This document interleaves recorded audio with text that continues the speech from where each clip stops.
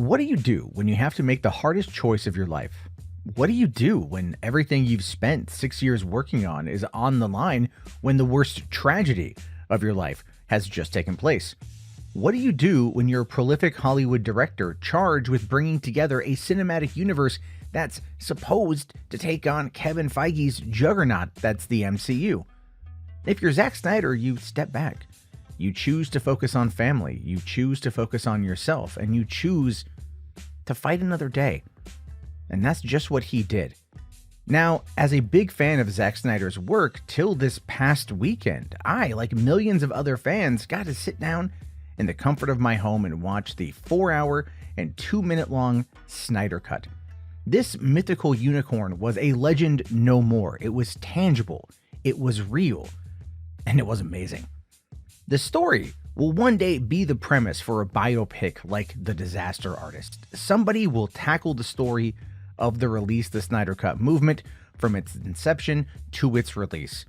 There is a lot that went into getting this film to release on HBO Max, and this episode of Podio commentary will not cover all of it.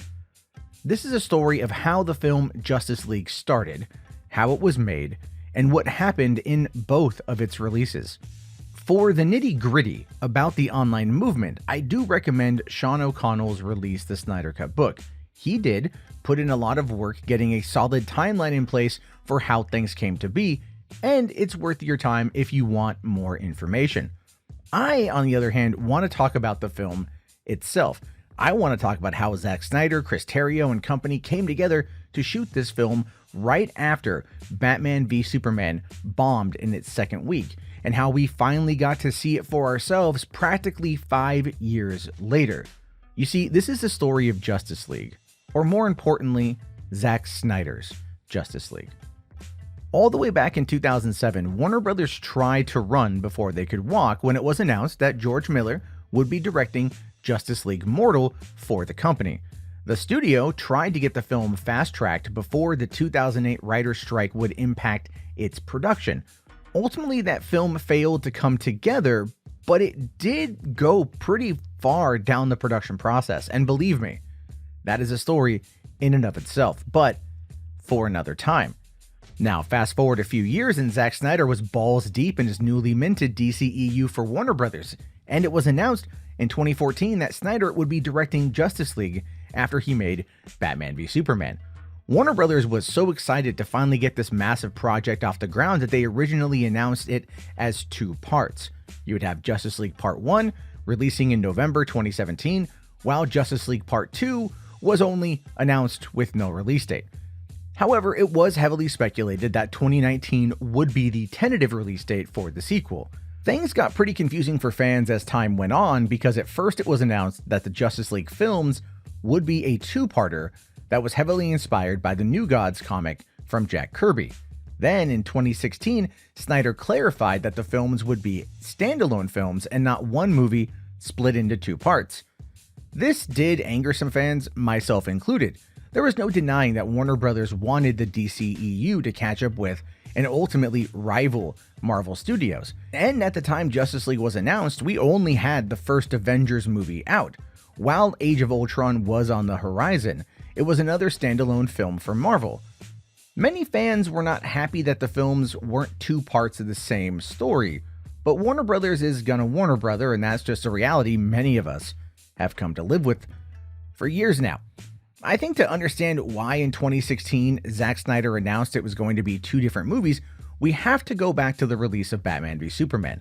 The release of that movie damaged Zack Snyder's standing with Warner Brothers, which is absolutely freaking insane because it wasn't Snyder's fault overall.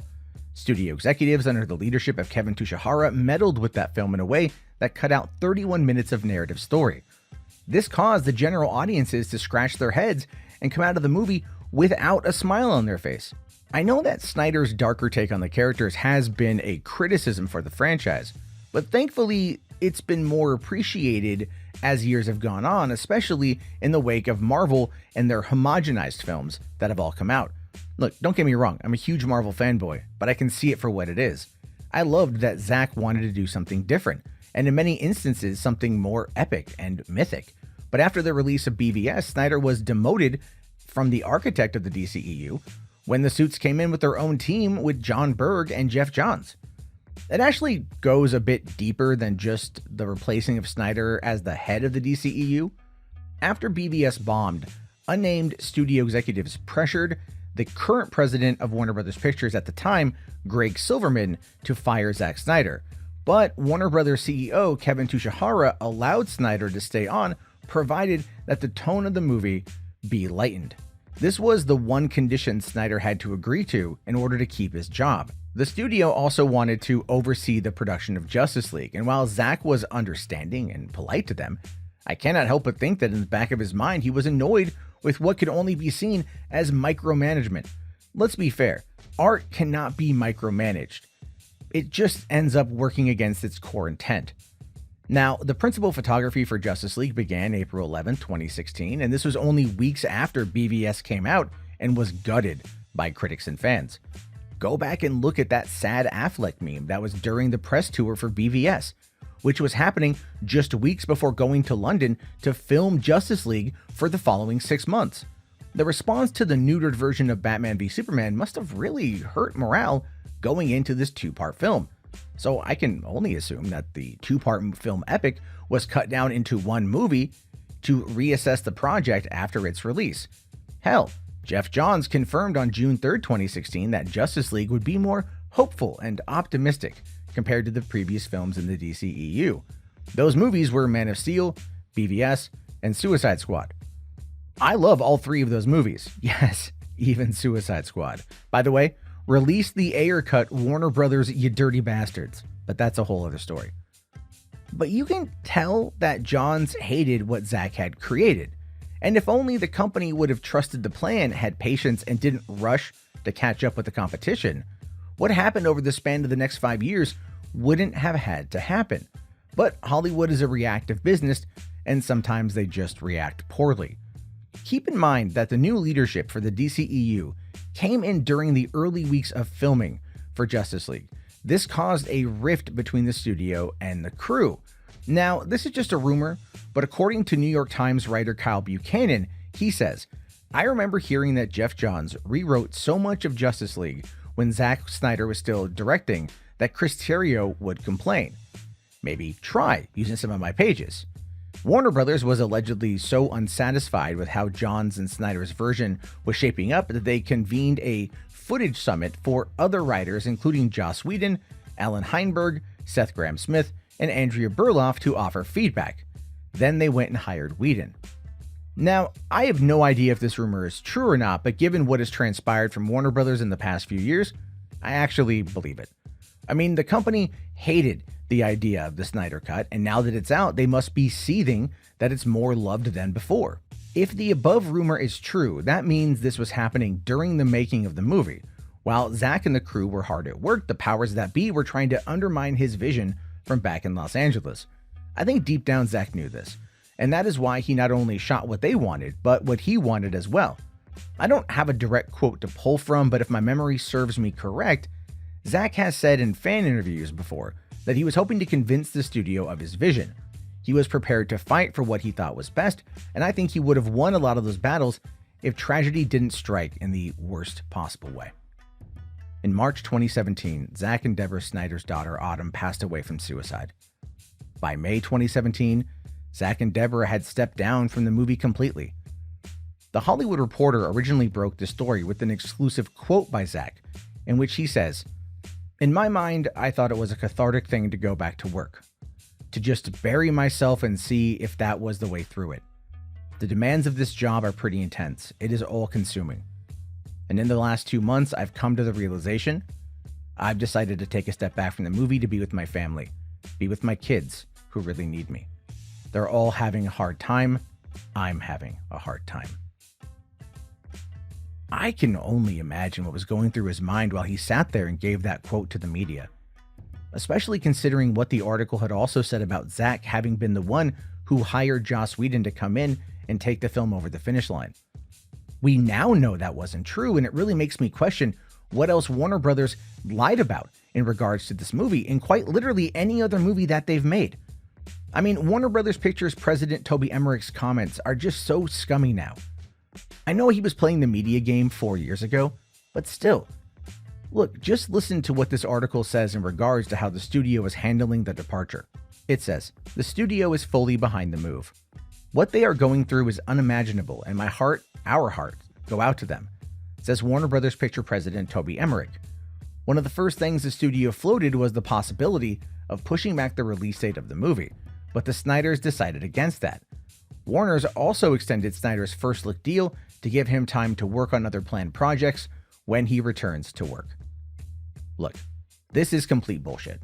If they would have fired Zack a year earlier, it would have cost the company a fortune to bring in a new team to see the movie over the finish line in November 2017. And since the AT&T merger was in the works for 2018, both Toby Emmerich, who replaced former Warner Brothers president Greg Silverman in December 2016, by the way, and Kevin Tushihara pushed for the fall 2017 release because they wanted to secure their bonuses before the merger. Yes, you heard that correct. According to an insider who told The Wrap, the fear was that if Justice League came out in 2018, the AT&T Warner Brothers merger may have forced both Emmerich and Tushihara out, and this meant they wouldn't get their bonuses.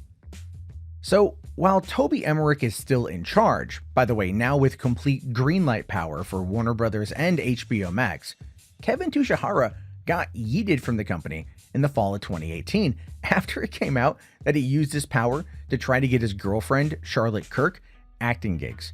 Hilarious how the world works out sometimes, isn't that right? Karma's a bitch. Also, just another reason why Kevin Tushihara should never be put in charge of anything is that he was the one who dictated that Justice League be limited to a hard 2-hour cut. BVS was cut down from 3 hours and 3 minutes to 151 minutes, and that caused that movie to have absolute problems at the box office. This was done because they wanted to get the film an extra screening per day. Tushihara wanted Justice League even shorter so they could get more screenings per day. This was about money. This wasn't about artistic integrity. Like I said, Hollywood is a business, and sometimes that really mucks things up. Anyway, back to the Hollywood Reporter article. Now it says, Snyder, after screening a rough cut of Justice League for fellow filmmakers and friends, wanted to add additional scenes. So he brought Whedon on board to write them, but as he prepared to shoot the scenes in England, Snyder realized that it was not the time to leave home. The directing is minimal, and it has to adhere to the style and tone of the template that Zack set, says Emmerich. We're not introducing any new characters. It's the same characters in some new scenes. He's handing the baton to Joss, but the course has really been set by Zack. I still believe that despite this tragedy, we'll still end up with a great movie. Oh, so the directing was minimal, according to Toby Emmerich, right? That rumor is that Joss Whedon actually wrote and shot 80 pages of new script for these reshoots in the summer of 2017. The reshoots lasted 2 whole months and took place in both London and Los Angeles. Warner Brothers reportedly put up another $25 million into these reshoots, which is much higher than the usual $6 to $10 million for most additional footage needed for movies. This brought the budget to over $300 million, making it the most expensive superhero movie ever made. And not only that, the 2 months of reshoots cut into Henry Cavill's work on Mission Impossible Fallout. This is where the whole controversy with Cavill's mustache came into play. Originally, Christopher McQuarrie gave Warner Brothers permission to shave Cavill's mustache for the reshoots for the small sum of about $3 million. This is what it would cost to have shut down the production and then digitally add in the mustache later on. But Paramount Pictures kiboshed the idea completely. So Warner Brothers VFX team had no other choice than to use digital effects to remove Cavill's mustache. And well, we all know how bad that whole thing turned out. Now, the mustache wasn't the only controversy to come out of the Whedon reshoots. In fact, in July 2020, Cyborg actor Ray Fisher came out with accusations of racism and unprofessional behavior against Joss Whedon, John Berg, and Jeff Johns. The situation has been investigated by Warner Media, and remedial action was taken. All we really know about that is that Joss Whedon quit his HBO drama The Nevers as the first season was finishing post-production. Quite frankly, nothing else has come from it, even though Ray Fisher has hinted that there is more that Warner Brothers needs to disclose.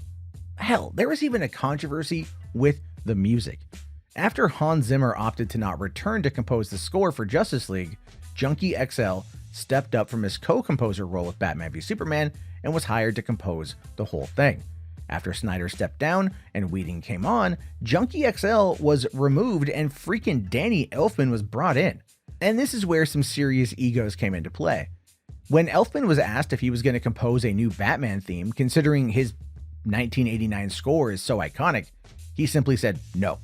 He said that his Batman theme is the only Batman theme, and that's what we heard in the movie.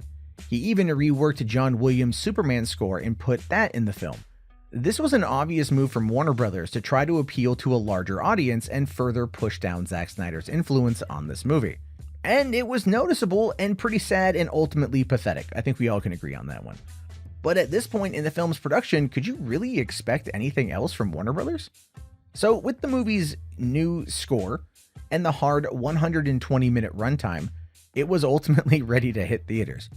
Though, as I've said before, and I'll say it again, Warner Brothers cannot market movies at all. The marketing for Justice League kept Superman out of it because they didn't want to spoil his return to the film, even though everybody knew he was going to be coming back. Cavill hated this decision too and said that it was ridiculous. I'm pretty sure that Henry Cavill said more, but the dude's pretty polite, and he's entirely correct, by the way. He was in the movie. We all knew he was in the movie. The mustache controversy was too well reported from the summer, and Cavill was on the press tour for the movie too. Plus, Clark Kent was even featured in the final trailer. Personally, I think they cut around Cavill because of the terrible mustache removal. The CGI gets laughed at by everyone who sees it, and look, I don't fault the VFX team at all. I think they did the best with the time that they had to get it right, but the whole thing overshadowed the movie. And that was just another big reason for the movement to see the Snyder Cut released. Now, the film ultimately came out on November 17, 2017, and while it did do $93.8 million for its opening weekend, that was down by 45% from Batman v Superman's $166 million opening weekend from a year and a half prior. Many people attributed the drop in revenue to the audience's lukewarm response to the film. In part, this was kind of attributed to Rotten Tomatoes for not posting their score until the day before the film came out. Now, I remember going to see the preview night screening of this movie with my very pregnant girlfriend, and we both walked out liking the movie. I mean, yeah, look, I'll admit, I liked it at the time because I thought that that was all we were going to get. I'm not a person to look for the negative in movies, and even movies like Justice League, yes, that is what the first iteration of this movie is known as now. Now, but a lot of us in the Snyder Cut movement were like this. We all knew of the controversy, we all sympathized with Zack Snyder, and we were told that this was his vision just carried over the finish line by Joss Whedon. But in reality, that was an outright lie that we bought hook, line, and sinker, sadly. However, most normies don't actually know the story at all, but they did take the film to a $657 million worldwide total. The diminishing returns for the box office ended up costing Warner Brothers roughly $100 million. This was because the rumored break-even point for Warner Brothers was $750 million at the time. Sadly, the home video sales for the movie paled in comparison with its predecessors. As I said before, Man of Steel pulled in roughly $120 million, BVS earned Warner Brothers an additional $80 million. Justice League, on the other hand, only earned the studio $64 million in home video sales. This is half of what Man of Steel made. However, in all fairness, these are only the numbers that were reported for physical sales. It's been more since then, and then there are even the digital VOD sales that we will never get the full financials for. So take this with a grain of salt. However, those numbers do somewhat speak for themselves to an extent. I think many fans like myself wanted the home video release to have something similar to the Batman v Superman Ultimate Edition. We wanted the complete movie because the 2 hours we got was definitely not that. The Blu-ray just had one damn deleted scene. Just one. It was bare bones. And you could tell that Warner Brothers just wanted this thing out and to be done with it. Now, with the movie having come out, Warner Brothers made no mention of a sequel. Wonder Woman 2 had been greenlit, Aquaman was in production, and Shazam was on the horizon.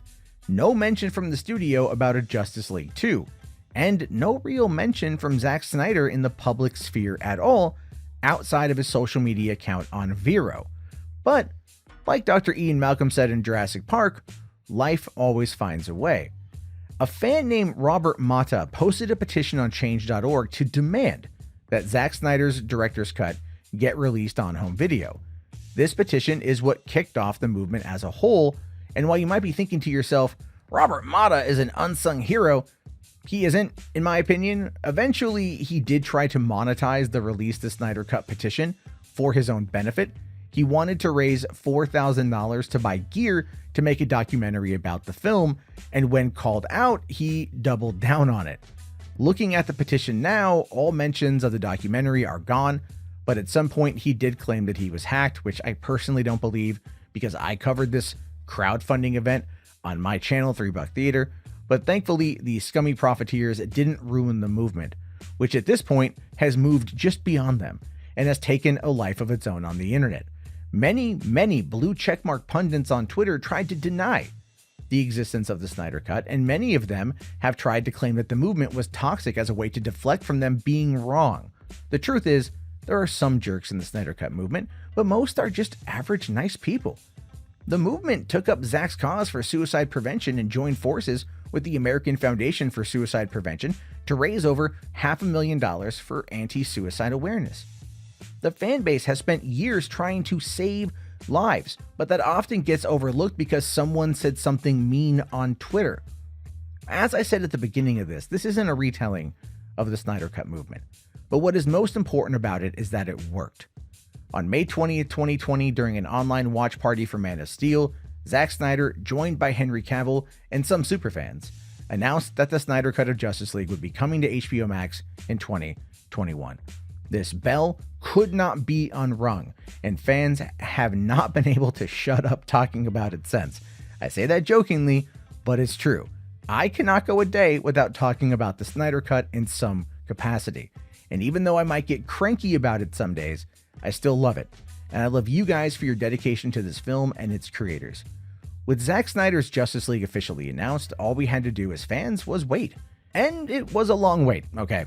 Now, the COVID-19 pandemic didn't make things easier, but Zack kept fans up to date with his progress on the film, while many of us debated if the remastered cut would have a budget of $30 million or the rumored $70 million. Turns out it was definitely the latter. HBO Max and Warner Media gave Zack a lot of money to bring his baby home, to give fans what they wanted, and to show the world his true vision. But over the course of the past 10 months, we learned a lot about how the old leadership at Warner Brothers treated Zack and his talent. We learned about what was cut from the film and what they pushed back on, and more importantly, we learned how much lip service Warner Brothers gave the fans of the DCEU. And one of the more interesting things about this film is that for the Snyder Cut, Zack took zero pay from the studio in order to maintain full control. This was how important it was to get this movie out, to get his vision out to the fans that supported him. There was no compromise. And even when Warner Brothers said no additional footage could be shot for the film, Zack rebuffed their demands and shot an additional 5 minutes of footage with Ben Affleck, Jared Leto, Amber Heard, and even Henry Cavill, minus the mustache. If I'm being honest, I think Zack did this to set up phase 2 of the Release the Snyder Cut movement. He had a 5-film arc planned, and even though the powers that be at the studio are championing his trilogy as being complete, we fans know that that's a lie. He set up quite a few cliffhangers for the 4-hour and 2-minute movie, and it's one that fans like myself want to see come to fruition. Probably the best thing about the Snyder Cut is that people who previously hated the idea have kind of come around to say that they were wrong. People on the internet said that they were wrong. That is important. Now, some industry pundits have praised it, and even though some haters have doubled down on their nonsense, the general audience, i.e. the normies, loved it, or at least liked it more than the 2017 predecessor. Personally, I loved it. It was exactly like I thought it would be, and that's great. Getting to see Zack's vision come to life in a 4-hour epic is just amazing. The 4:3 IMAX aspect ratio actually works, and now that the Justice is Gray edition is out on HBO Max, I can watch the movie in black and white, which I totally will, and is totally gonna rock. And even though Warner Brothers wants to be done with Zack Snyder, he's still telling his audience to push forward, keep watching, and keep talking about it. He's not done, and quite frankly, neither are we. Hashtag Restore the Snyderverse. If you guys like this video, please do me a favor and leave a like on YouTube, leave a review on iTunes or wherever you get your podcasts, and be sure to subscribe to Podio Commentary. New episode coming next week. I look forward to your thoughts and your opinions on this. Thank you for listening, and have a great day.